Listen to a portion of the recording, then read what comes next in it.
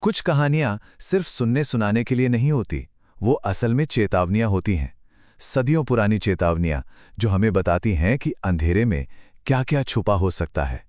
तो चलिए आज इन्हीं चेतावनियों के पीछे छिपे सच को कुरेदते हैं। तो आज हम क्या करने वाले हैं? देखिए, हम सिर्फ कहानियां नहीं सुनाएंगे, बल्कि डर की एनाटॉमी को समझेंगे। पहले हम आतंक की दो अलग-अलग कहानियों में उतरेंगे। एक तरफ होगा कश्मीर का धोखेबाज छलावा, तो दूसरी तरफ सीलमपुर की खूनी पिशाचिनी। हम देखेंगे कि इनके शिकार करने का तरीका क्या है, इंसान इनसे कैसे लड़ते हैं, और सबसे जरूरी, ये सदियों पुरानी कहानियां आज हमारे लिए क्या मायने रखती हैं। तो समझिए कि हमारे सामने दो केस फाइलें हैं, जगह अलग, दानव अलग, लेकिन दोनों कहानियों का अंत एक ही भयानक सच पर होता है। और यही वो बात है, ये सिर्फ एक लाइन नहीं, ये पूरी की पूरी लोक कथाओं का निचोड़ है।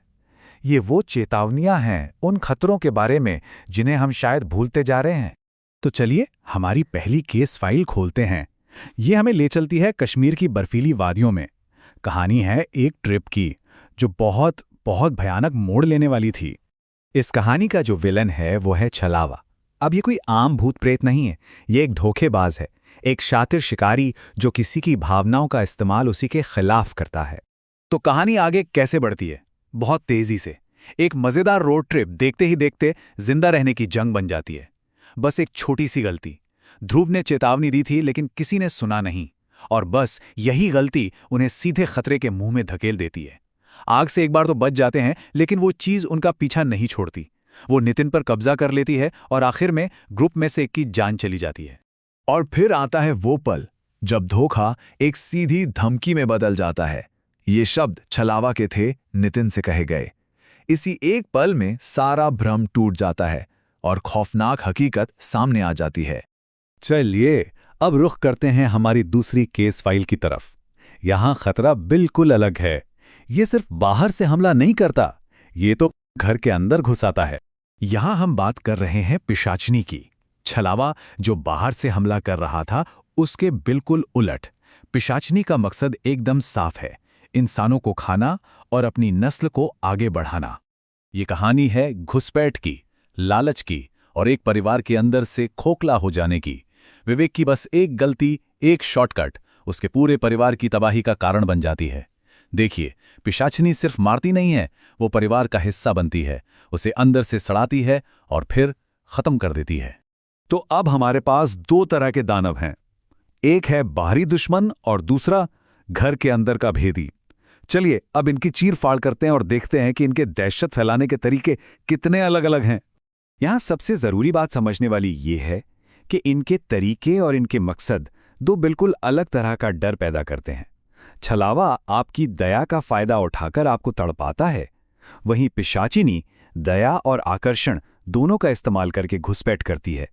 उसका मकसद है खाना और अपनी नस्ल बढ़ाना।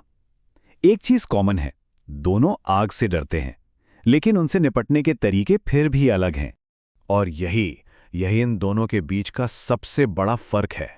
छलावा एक शिकारी है जो बाहर से घात लगाता है, और पिशाचिनी वो एक परजीवी है जो घर के अंदर घुसकर अंदर से ही सब कुछ खत्म कर देती है। एक है बाहरी खतरा और दूसरा आंतरिक, और सच कहें तो ये अलौकिक आतंक के दो सबसे भयानक रूप हैं। लेकिन सवाल यह है कि इन भयानक खतरों का सामना इंसानों ने किया कैसे? उन्होंने क्या किया, कौन लड़ा और कौन बच पाया? चलिए अब इस पर नजर डालते हैं। देखिए, इंसान चुप नहीं बैठे, उन्होंने पलट कर जवाब दिया। किसी ने पहले ही चेतावनी दी थी, किसी ने तेजी से सोचा, जैसे बॉन्डफायर की आग का इस्तेमाल किया गया। कहीं पर आस्था काम आई, जैसे रुद्राक्ष का ब्रेसलेट। और जब एक इंसान की ताकत कम पड़ गई तो आध्यात्मिक मदद भी मिली, जैसे नागा साधुओं से। और कहीं पर पूरा का पूरा समाज एक साथ खड़ा हो गया, जैसे सीलमपुर के गांव वाले। और ये चार्ट जो दिखाता है ना, वो सच में चौंकाने वाला है। छलावा वाले मामले में, जो कि एक बाहरी हमला था, 4 में से 3 लोग बच गए, 75% सर्वाइवल रेट। लेकिन पिशाचिनी वाले केस में, जो कि घर के अंदर की घुसपैठ थी, मुख्य परिवार में से कोई नहीं बचा, 0%। ये साफ साफ दिखाता है कि जो खतरा घर के अंदर आ जाए वो कितना ज्यादा जानलेवा होता है। तो फिर आतंक की इन कहानियों से हमें सीख क्या मिलती है? आखिर इस डर का मकसद क्या है? दोनों कहानियों का निचोड़ एक ही है।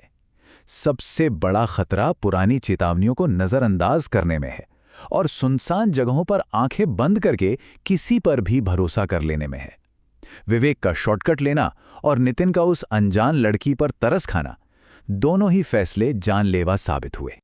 और अंत में एक सवाल जो ये सब पीछे छोड़ जाता है, अगर ये लोक कथाएं छुपे हुए खतरों का एक नक्शा हैं, तो आज की दुनिया में हम किन चेतावनियों को नजरअंदाज कर रहे हैं? सोचने वाली बात है कि हमारी आज की दुनिया में कौन से नए छलावे और पिशाचनियां छुपी बैठी हैं जिनकी तरफ हम देख भी नहीं रहे।